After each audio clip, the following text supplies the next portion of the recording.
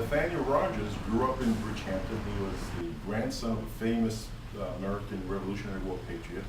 Went off to New York, up island, to make his fortune. Started as an apprentice at a shipyard, was injured, ended up becoming an artist, and really a very successful artist.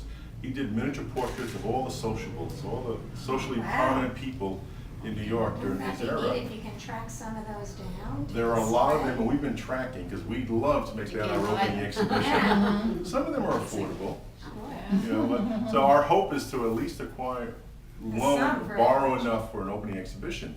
But he came back here, bought this house in 1839 or so, and added on this Greek revival architecture to this house. And what he did really, he wrapped his new architecture around the existing one.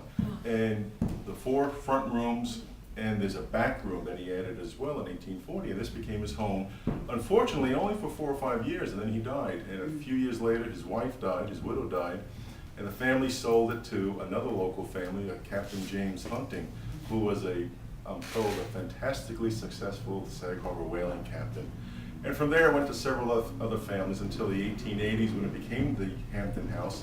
And around 1890, the Hodges and Hopping families together bought the house, and it became very, very successful, very, very fashionable. Our plan is to restore the exterior to Nathaniel Rogers' architectural vision, because very few changes were made on the outside, so it makes sense to restore it that way.